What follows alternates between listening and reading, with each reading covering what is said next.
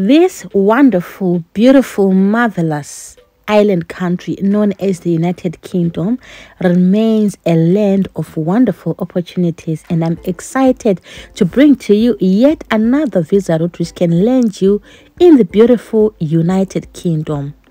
This visa route enables you to travel together with your family to UK. You do not need to have any degree. As long as you have vocational qualifications and experience in this field, you can relocate to UK.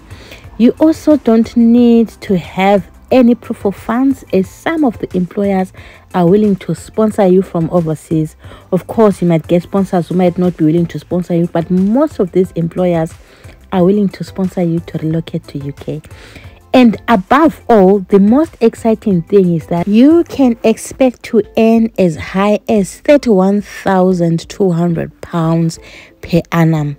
So this is the visa route that I'm going to be talking about in today's video, guys. And if you're interested in relocating to UK, do stay tuned to the very end of this video. I'm going to be sharing with you what this visa route is all about, what are the requirements, what is the eligibility criteria, who can apply, what is the salary threshold, and most importantly, I'll share with you sites where you can look for these jobs. Or better still, I'll do a separate video where I'm going to be sharing with you current vacancies under this visa route. If you're new to my channel, I'm Pauline Popomoyo, and if you're interested in relocating to overseas, do smash that subscribe button and turn on the notification bell so that you don't miss when I come and upload videos on how you can relocate to overseas. So guys, I won't waste any of your time. Let's dive right into the video. So the UK has what we call a Migration Advisory Committee. If you don't know what a Migration Advisory Committee is, this is what it is. So Martin, what is the Migration Advisory Committee and why was it established? The Migration Advisory Committee was established in 2007 in order to advise the government on immigration policy issues. The committee is an independent expert body made up of academic economists and supported by a secretariat of researchers and policy analysts. And we were set up by the previous Labour government and retained by the current coalition government. So how does it actually work? I mean, who decides which issues the MAC should advise on, and is the advice binding? Well, the key feature of how the MAC works is that it's the government that sets and asks the questions. The Migration Advisory Committee cannot independently initiate a big report or a big inquiry in an issue that it is interested in. The government decides on the question. The committee goes away typically for 3 to 6 months to do its analysis and publish a report with recommendations. And these recommendations are public. Often we have a press conference. And then there's a debate in the public, in the newspapers, among politicians. And the government, at the end of the day, is free to accept or reject our recommendations. Now, over the work of the MAC over the past 6 years, the government has accepted most, but not all, of the MAC's recommendations. As you can see, guys, when it comes to migration, the Migration Advisory Committee plays a very important role because they do make recommendations to the government.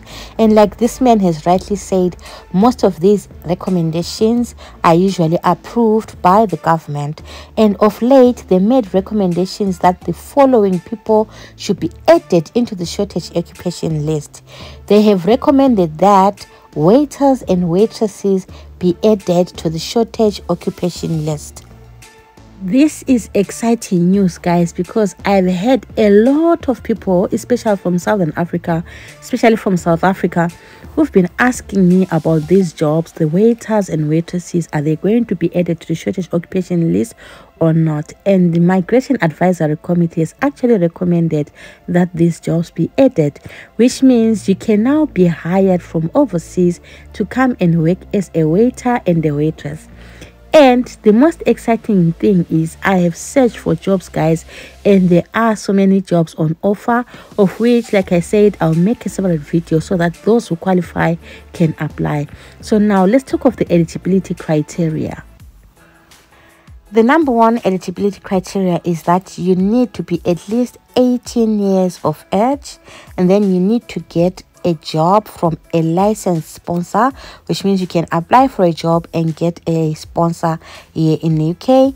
You also need to have language proficiency. Mostly they need you to have IELTS band score of 4, which is very easy to achieve, guys. You need to have a clean record, which means you have to have police clearance, and they're also going to do a DBS in case you secure a job here in the UK. You also need to do a TB test.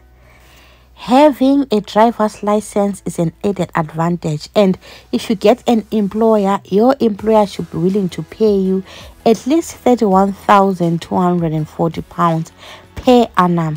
Guys, this is exciting news, because if you work in the hospitality industry, you not only get your salary at the end of the month, you also get so many tips. And I once spoke to an individual who works as a waiter in a hotel, and he actually said, he was from Nepal, he actually said it was the best decision that he has ever made to come and work as a waiter here in UK.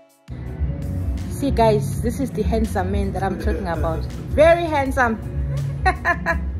Yes guys, this very handsome guys actually said the salary is very good, and the amount that they get on tips is a lot of money, and it's a visa route which is worth exploring. And he said, especially if you work in places like London, as we all know, London is a whole vibe, it's ever busy, so a whole lot of activities happen in London, and you can get a whole lot of jobs in London and make a lot of money working in the hospitality industry. So guys, if you are interested in this visa route, I'm going to be sharing some jobs with you. I've already seen a lot of jobs. I will make a video and come and share the jobs with you. I will also make a video on the New Zealand jobs. I haven't forgotten about that, and I'll come and share with you guys. I hope you are enjoying this marathon so far. I also hope you take advantage of this marathon, guys, and apply to as many jobs as possible. Do not place your eggs in one basket. Otherwise, this is what the Migration Advisory Committee has recommended. They state that Somalia's current SOC code 9273 waiters and waitresses job title experienced Somalia is moved to SOC code 3542. If you don't know what the shortage occupation list, guys, this is a list of jobs here in UK where they failed to fill the vacancies here in UK, and they are willing to hire people from overseas. So for an employer to be able to employ you, you have to be in the shortage occupation list. Just like you are seeing, waiters and waitresses are now in the shortage occupation list, and all you have to do is to apply. So this is all that I wanted to share with you guys. Do share this video with those who are interested in relocating to UK as waiters and waitresses, and I can share you, this is a very good, well-paying visa route, guys. Thank you so much for watching, guys. Don't forget to like, share and subscribe, and turn on the notification bell. I will see you in my tomorrow's video. Bye.